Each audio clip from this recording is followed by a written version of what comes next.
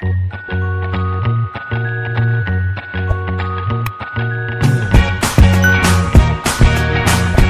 Student, welcome to Unite classes. तो आज हम क्या पढ़ने वाले हैं? आज हम पढ़ने वाले हैं नया चैप्टर। तो नया चैप्टर अकाउंटेंसी का पढ़ने वाले हैं। क्या है नया chapter? Non for profit organisation, मतलब नॉन प्रॉफिट ऑर्गेनाइजेशन। तो आप इसको नॉन फॉर प्रॉफिट ऑर्गेनाइजेशन भी बोल सकते हो और नॉन प्रॉफिट ऑर्गेनाइजेशन भी बोल सकते हो। तो सबसे पहले मैं आपको बताऊंगा कि नॉन फॉर प्रॉफिट ऑर्गेनाइजेशन किसे कहते हैं, फिर मैं आपको उसकी कैरेक्टरिस्टिक्स बताऊंगा। बट सबसे पहले आप जान लीजिए ये क्या है। ये आपको 10 मार्क्स में आएगा। कितना? 10 मार्क्स में आपको ये पूछेंगे बोर्ड में। तो आपको ये अच्छे से प्रिपेयर करना है। इसमें आप 10 आउट ऑफ 10 गेन कर सकते हो। बहुत ही इजी चैप्टर है, बट आपको थोड़ी मेहनत करनी पड़ेगी। बहुत ही इजी चैप्टर है। तो आपने 11th स्टैंडर्ड में क्या पढ़ा था? 11th स्टैंडर्ड में आपने पढ़ा था सोल प्रोप्राइटरशिप का अकाउंट कैसे बनाते हैं। फिर मैंने आपको पार्टनरशिप के अकाउंट्स कैसे बनाते हैं वो भी बताया। अब मैं पढ़ाऊंगा कि अगर नॉन फॉर प्रॉफिट ऑर्गेनाइजेशन है तो ये नॉन प्रॉफिट ऑर्गेनाइजेशन क्या होती है। तो सबसे पहला यहां से नाम से ही पता चल रहा है कि ये प्रॉफिट के लिए काम नहीं करती। क्या यहां पे क्या लिखा है? प्रॉफिट नॉन प्रॉफिट, मतलब ये जो ऑर्गेनाइजेशन चलती है वो प्रॉफिट गेन करने के लिए नहीं। क्या काम है उसका? सोसाइटी को वेलफेयर देने के लिए। फॉर एग्जाम्पल कोई ट्रस्ट चल रहा है, कोई सोसाइटी चल रही है, या तो कोई कमेटी बनाई हुई है। तो ये सब क्या होता है? ऑर्गेनाइजेशन ऐसी सेपरेट ऑर्गेनाइजेशन होती है जो एक एंटरप्राइज चला रही होती है, या तो ग्रुप ऑफ इंडिविजुअल्स, जैसे Tata group Tata charitable trust. तो ये टाटा चैरिटेबल ट्रस्ट क्या है? एक नॉन प्रॉफिट ऑर्गेनाइजेशन है। ये कौन चला रहा है? ये टाटा ग्रुप चला रहा है। तो ये ऐसे ऑर्गेनाइजेशन होगी। तो ये अगर ऐसी ऑर्गेनाइजेशन है तो आप उसका अकाउंट कैसे बनाओगे? क्योंकि ये तो नॉन प्रॉफिट ऑर्गेनाइजेशन है, तो इसमें कोई को प्रॉफिट हम नहीं देंगे। सिंपल क्या होगा? प्रॉफिट डिस्ट्रीब्यूट नहीं होगा, वो प्रॉफिट रीयूज होगा। किसके लिए? सोसाइटी के वेलफेयर के लिए। तो सबसे पहला क्या है? नॉन प्रॉफिट ऑर्गेनाइजेशन आपको पता चल गया। अब कैरेक्टरिस्टिक्स ऑफ एनपीओ, तो आप इसको शॉर्ट में क्या लिख सकते हो? नॉन प्रॉफिट ऑर्गेनाइजेशन को लिख सकते हो एनपीओ। अब क्या है? सबसे पहला एंटिटी। दो एंटिटी मीन्स तो आपको पता ही है कि सेपरेट लीगल एंटिटी। तो non profit organisation is a separate legal entity promoted. Main word क्या है? प्रमोटेड। ये कौन प्रमोट करता है? या तो ग्रुप ऑफ पीपल, या तो कोई एक एंटरप्राइज, इंडिविजुअल्स और एंटरप्राइज। तो ये जो ऑर्गेनाइजेशन है वो ग्रुप ऑफ पीपल या तो ऑर्गेनाइजेशन प्रमोट करती है, ओन नहीं करती। क्या करती है? प्रमोट करती है। मतलब जो भी एंटरप्राइज को बनाएगी, मतलब जो भी एंटरप्राइज इसको क्रिएट करेगी वो उसको ओन नहीं करेगी। क्या करेगी? प्रमोट करेगी। और जो भी इंडिविजुअल्स मिलके ये ग्रुप बनाएंगे तो उसको क्या? प्रमोट करेंगे। तो पहला क्या है? It is a separate legal entity. अब सेकंड क्या है? पर्पस। अब ये बनाने का पर्पस क्या है?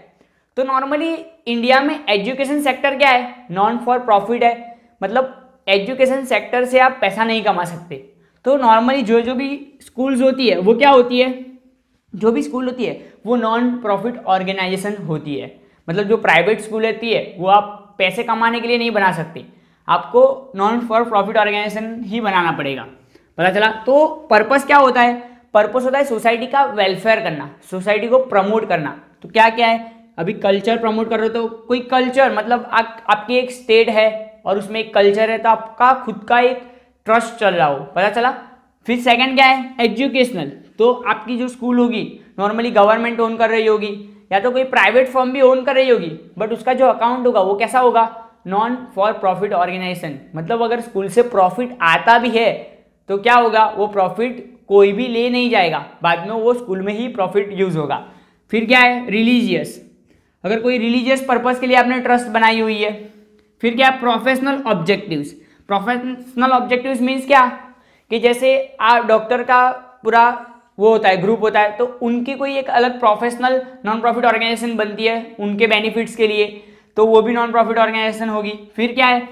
ये किसके लिए बनता है? Professional objectives and regarding rending to peoples at large. मतलब ये पर्पस क्या है? पीपल के वेलफेयर के लिए ही काम करती है नॉन प्रॉफिट ऑर्गेनाइजेशन।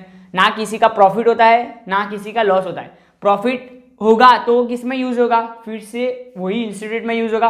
अगर लॉस भी होगा तो भी इंस्टीट्यूट में ही उसको ऐड करेंगे। अब क्या है फोर्थ फॉर्म, तो ये कैसे बनती है, तो नॉर्मली क्या होता है, कुछ भी कोई ग्रुप होगा या तो कोई एंटरप्राइज होगी वो इसे फॉर्म करेगी, तो इसको क्या कहेंगे, चैरिटेबल ट्रस्ट या तो ट्रस्ट।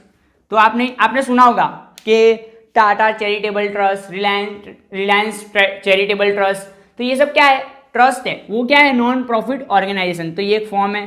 फिर क्या है, नॉन प्रॉफिट मोटिव, मतलब ये जो ऑर्गेनाइजेशन है उसका फोर्थ कैरेक्टरिस्टिक्स क्या है, ये प्रॉफिट के लिए काम नहीं करती। तो इसमें ही आपको दिया होगा, क्या लिखा है, it is for the people's welfare, क्या है, it is for the people welfare. And next क्या है, profit is not to be distributed among the member और द ट्रस्टी, मतलब जो भी प्रॉफिट होगा वो मेंबर नहीं ले जाएंगे। फिर क्या है, मैनेजमेंट, अब इसको मैनेज कौन करेगा। अब नॉर्मली यहाँ पे मैनेज करने के लिए सैलरी कम नॉर्मली नहीं दी जाती, बट कभी कभी देते भी है, बट जो भी मैनेज करेगा वो क्या, सोसाइटी के वेलफेयर के लिए मैनेज करेगा, तो इससे कोई सैलरी नहीं लेगा नॉर्मली। तो क्या है, ट्रस्टी एंड मैनेजिंग कमेटी, तो मैनेजिंग कमेटी एक क्रिएट होती है और ट्रस्टी होते हैं, वो इसको क्या करते हैं, चलाते हैं, उसको मैनेज करते हैं।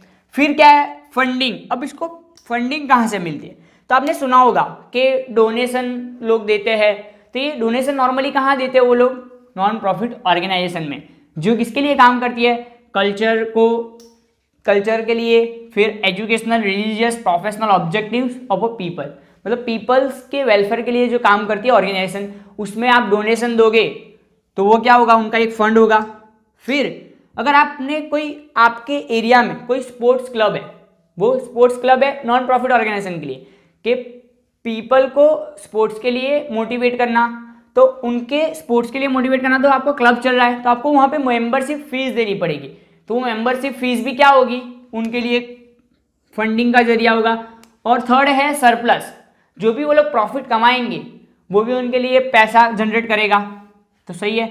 अब क्या है, सेवंथ अकाउंट, अब इसमें कौन कौन से अकाउंट बनाएंगे, तो नॉर्मली आप जो प्रिपेयर करते थे सोल प्रोप्राइटर, तो उसमें क्या होता था, जनरल एंट्री, लेजर अकाउंट, फिर क्या होता था, ट्रायल बैलेंस, फिर नॉन प्रॉफिट फिर होता था profit and loss account, trading and profit and loss account, and last balance sheet. But इसमें क्या होगा, इसमें आप रिसिप्ट एंड पेमेंट अकाउंट बनाओगे, इनकम एंड एक्सपेंडिचर अकाउंट बनाओगे, एंड लास्ट बैलेंस शीट बनाओगे।